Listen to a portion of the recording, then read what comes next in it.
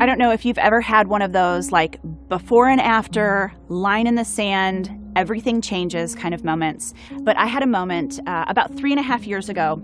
I was 36. I had 2 sons. One was a baby who was not, sleeping wasn't really his good thing that he did. He was very cute, but he was not a sleeper. I was trying to get a book finished. It had recipes as a part of it, and I was just testing recipes all the time. And I loved all these pieces of my life, but increasingly I felt further and further from myself, from God, from my family, from kind of the way I thought life was supposed to feel. Things felt fast and they felt heavy, and I felt pressure in every moment. And I could feel this building in little ways. And then there was a moment, it was October, and I was at an event in Dallas, and I felt so wrung out and so exhausted.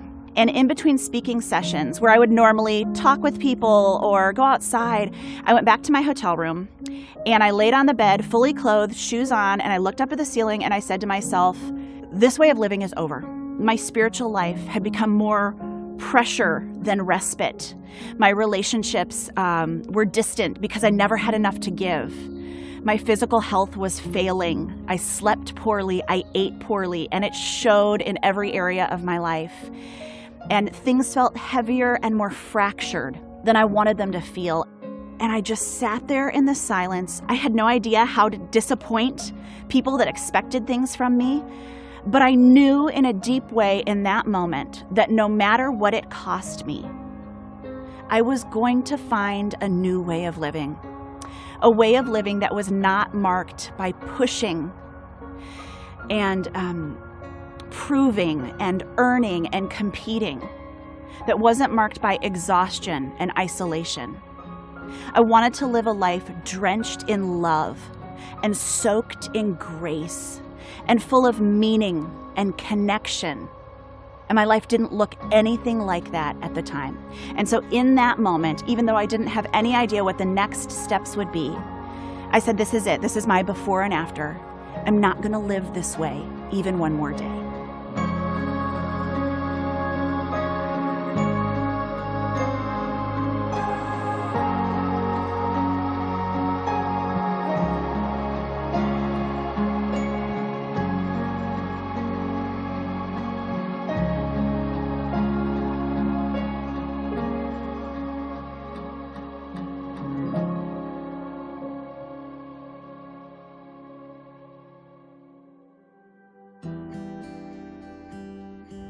Our boys are crazy about the Peanuts movie with Snoopy and Charlie Brown. And it's so fun because obviously I grew up with like the comic strip and the Charlie Brown Christmas movie. And now they're so excited about this new Peanuts movie. So we all went to see it, a couple months ago as a family. It was a really fun thing to do together. And so, I'm at this place in my life where I'm trying to figure out what's happening.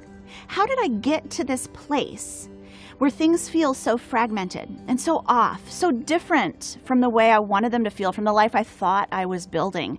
So I'm thinking about the Peanuts movie, and I'm thinking about, there's one little guy named Pigpen. And even when he's standing perfectly still, do you remember this? There's like this swirl of dirt around him. That's just like how he is. Like he lives surrounded by like this swirl of dirt and dust, okay? And so I realized like that was me. And I'm thinking like, how odd that I've got all this chaos circling around me. Everywhere I go, it's still there. And for a while, I thought it was just like a funny coincidence. Like, this has just been like a little stretch of time that's pretty busy. I guess this just happened to me. Or, man, things are always so full and complicated and chaotic in my life. Isn't that strange? And I feel like it's sort of like when you meet a girl and she's like, I don't know why, but drama just always finds me. Like it's totally not me. It's just like I happen to find myself in the center of all this drama. And then you watch her like steal someone's boyfriend and trash another friend. And you're like, really? Like I feel like maybe the common denominator for this drama, like it might be you. And so for a while I was just, like, ooh, I don't know how this is happening. I'm always too busy, always. So weird. And my life always feels overly complicated and chaotic and kind of jammed full of too many things. Like there's not even space to breathe or rest. How odd, right? That this keeps happening to me.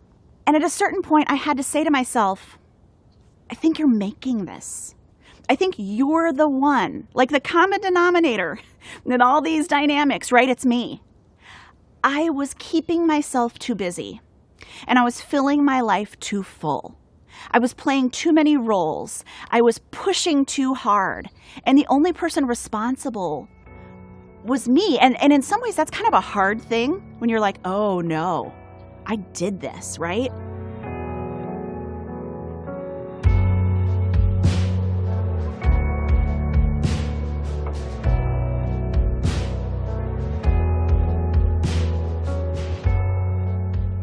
You know, sometimes you meet a person who, they tell you, it's just such a funny coincidence that all of their friends are mean people, right? There's broken relationships everywhere through their life, with their family of origin, with their kids' teachers, with their neighbors. It's just like a lot of mean people, right? You start to think her little pig pen thing might be her inability to relate to people, right? So she thinks she's doing it to someone else. Or, you know, we all know people who every church they go to is a bad church. Maybe, and there are some bad churches, but maybe that's their kind of pig pen. That's the swirling dirt that they bring into every situation. So it was really meaningful for me to kind of sit down and say, what is it that I've been dragging through my life into every situation through all these years? And for me, it really comes down to essentially two things. Too busy, too much. And you can sort of look at that like pride and gluttony. And, you know, some people like, you know, kind of like really like religious words for that. And some people, you know, don't like. So some people call that like your besetting sin or your shadow side. But they're essentially the things that are in you, that have probably always been in you, that you're going to battle in order to be the best version of yourself, right? So there are a lot of things that aren't particularly difficult for me, but pride and gluttony are really tough. So the pride part is I think I can do everything. And I think that doing everything will somehow make me happy. So I'll be your friend who brings a meal and I'll say yes to that deadline, and I will take your kids, and then I'll do that quick work trip. And the idea that I'm so capable, I got really invested in the idea of being a super capable person. And so I wore myself out in order to live up to that expectation I had for myself, to that identity I was putting on myself. And then gluttony, I just want to eat more, see more, do more, read more, go more places. It's like I'm going to gobble up all of life in huge bites. But too much of anything makes you sick. It makes you tired. And so I ended up really sick and really tired. And I ended up sick and tired physically. But more than that, I ended up sick and tired on the insides. So gluttony, essentially, there's a lot of different ways that people define it, and sort of an old-fashioned word, but essentially it's that hunger, that ravenous sense that I want to eat more, buy more, experience more, see more, read more, go more places. It's sort of this insatiable desire for everything. And unchecked and untended and left to its own devices, you'll just run yourself completely ragged, trying to consume every single thing this world has to offer. And I found myself just stuffed with experiences, with food, with things, with stamps on my passport, all good things, but too much of everything. And the volume and chaos of my life, because of the choices that I had made, became so high that I couldn't feel or connect with my own soul.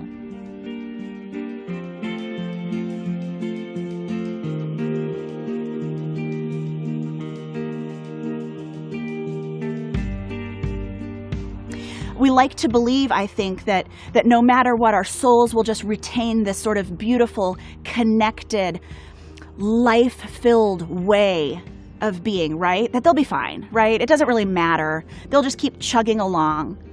But a soul is like anything else. A soul is like any other part of us. It's fragile. It needs to be tended. It needs to be loved. Sometimes it needs to be healed. I think we like to believe that no matter what, our soul, or caring for our soul, that can wait. When things slow down, when the kids are bigger, when money is not so tight, when things feel a little more spacious, then we'll tend to sort of the optional things like souls. We think they'll just probably be fine until we have the time or the space or the inclination to really pay attention to whatever's happening on the inside. But what I realized that day in Dallas was that I had left my own soul untended for so long. And the damage I did was starting to spread itself all through all the different parts of my life. I know it shouldn't have surprised me, this distance between the way I wanted to live and the condition in which I ultimately found my soul that day in Dallas. It shouldn't have surprised me because I know better than this. I know that our souls never thrive, never flourish, never grow in deep and beautiful ways when we've lived lives where we've stopped paying attention to them.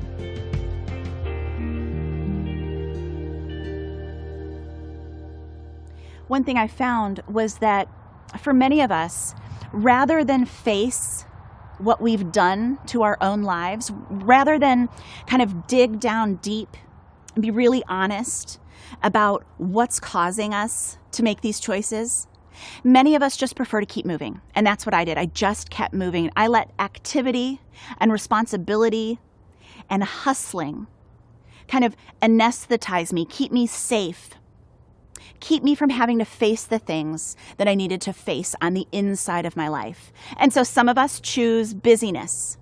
Some people choose overworking.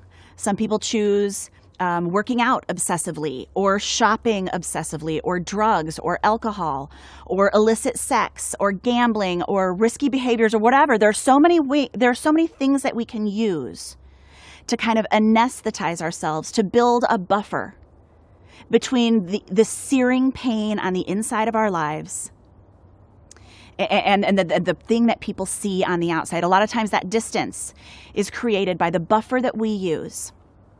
What I chose was hustling, was just being so busy that I could outrun my feelings. I could outrun my fear. If I moved fast enough, it felt like I was running on thin ice, like a cartoon, and right behind me, the ice was cracking. But if I just stayed ahead of it, I would never fall under the water.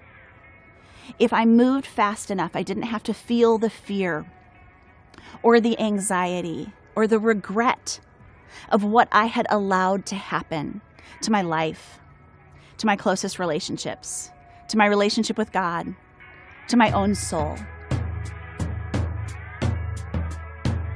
We all have those things, right? Those things that we grab onto in order to keep us from facing the truth about our lives. And I feel like I became someone who was known for moving fast all the time, for being incredibly capable, for hitting deadlines and multitasking. I was extremely efficient. Efficiency and responsibility were these very valuable words to me. Because somewhere I developed the idea, or I believed the myth, that if you do enough, you will be enough. That if you do more, you'll be more. That if you hustle and prove and earn and win, you'll get something, you'll get somewhere. Where I ended up was alone and exhausted. I believed a whole group of myths that said, the more you do, the happier you will be. And so I did, and I found myself desperately unhappy. And we all have those ideas, those stories that we tell ourselves, those myths about how life will be if we just this. My friend Glennon says, and I love this phrase, and I feel like it's applicable in so many different situations. She says, there's no there. A lot of us are living with great pain or great frustration or at great personal cost because we think it's all going to be worth it someday. If there's enough money in the bank at some point, if I hit that number on the scale, if I such and such. And then what happens? You hit that number on the scale, or you get that amount of money in your bank account and you realize there's no there. There's never enough money. The number on the scale is never low enough. There was never enough things that I could accomplish that finally made me feel like I could rest. And so I believed that the hustling would bring me somewhere. And all it brought me to was exhaustion and isolation. And I feel like this kind of trend of hustling, or this impulse to hustle, to move more quickly than we were made to run at a higher speed, to push and earn and perform, it can look a lot of different ways, right? Like a lot of times we think like, oh, that's just for like big fancy corporate people, or that's just for this kind of person. And but I think this way of living, this sort of wound up earning, pushing, proving rhythm, you can see it in all kinds of different ways. I have a friend who is a stay-at-home mom, has 3 little kids at home, and she's hustling from morning till night, believing that if her home and her kids are perfect, she'll finally be safe and happy. And so their home is always getting one more thing and one more room and one more redo. And the kids are always going to one more thing and one more class. And you get the idea that this is all a very elaborate, very difficult way of proving something important. So she may not have a big fancy job or a corner office or a set of employees or a boss or whatever, but just the same, she's hustling. She's hustling for her worth because she doesn't believe that she's measuring up without it. I think it's really tricky. So many of my friends, obviously myself included, are in that kind of freelance space. And it's so tempting to just take one more job and one more job and one more writing assignment or one more weekend away. And because the more you do, there's that myth that the more you do, the more you are. That if you do more, you will be more. And there's a kind of pervasive mentality that says you want to strike while the iron's hot. That if I get a job, I can't say no. That if someone's offering me work, I have to take it. But that mentality then leads us to lives where we can never rest, where we can never stop, when we can never say, there, I've done enough. I realized at a certain point, I was talking to my husband about it, that all I wanted was, I wanted like a voice from heaven to say to me, you're allowed to stop. You've done enough. You've cleaned enough. You've written enough. You've whatever enough. You're allowed to stop. I think for some people, it's not even as much about like the achieving side of hustling as much as it is about kind of the need meeting, especially for women. There's that idea that a good woman or a good Christian woman is everything to everyone. So you're like the number one emergency call person for like 100 different people. You're helping her and helping him and bailing him out and making things easier for her and bringing a meal to him and letting them stay with you for 2 months. And you just have this, if I give enough pieces of myself away, I'll get to where I want to be. One of the more kind of challenging aspects that I realized as I was walking my way through this journey was that essentially life as a Christian is about giving. It's about loving, it's about serving, sacrificing, pouring yourself out on behalf of other people. I was raised to do that. I believed in that. I still believe in that. But I also knew that I wasn't just giving, I was overgiving. I wasn't just loving, I was loving to the point where I didn't have anything else to give. I wasn't just pouring out, I was pouring so much more out than I could continue to do in a healthy way. And so I didn't know still the way to get from here to there. But I realized that this journey would have to be even deeper, even more difficult, that it would be less about time management and less about learning new skills and more actually about a whole remodeling of my faith and of my soul. The problem, the design flaw with all of this, whatever way of hustling might pertain to your life or your habits, is they all kind of have a, if I do this, then I'll get this.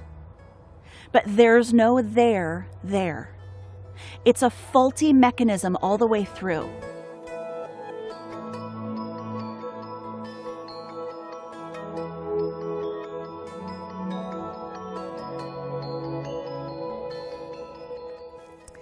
We have boys, so we've been to the ER kind of a lot of times, like parents of boys do.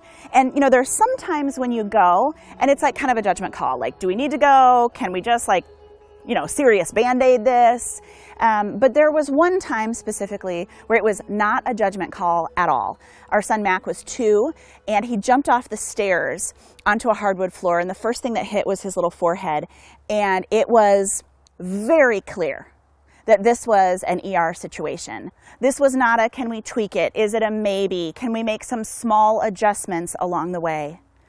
My friend Greg says that no one ever changes their life until the pain level gets high enough. And that's what I felt in that moment, in that hotel room in Dallas, is we'd been inching toward this. And things were becoming a little bit more difficult, a little heavier, and then I hit that threshold. This was my life as it stands right now is no longer something that I can do. I've created a life that's too heavy for me to keep carrying it. And the pain level was high enough that I was willing to change everything, no matter how long it took, no matter how much it cost me, no matter how difficult it was. And I got an email, I don't know if you do this, but I got an email from a mentor of mine, a friend who I just love. So we live in Chicago, she lives in San Francisco, and she was inviting me to go to this class in San Francisco. So I'd stay with her for a week.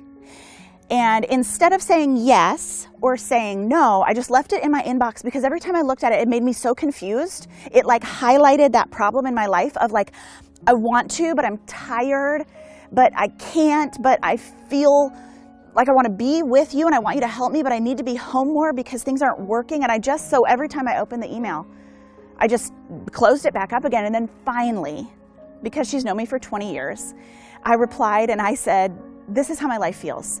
And I'm isolated, I'm exhausted, I'm a little bit scared. I'm not connected to my kids and to my husband and to my own self and to God in the ways that I want to be. Something's broken and I don't know what to do. And so I want to come and I don't want to come. And there's a lot of other things. And it's like one of those emails you can only send to someone who's known you for 20 years.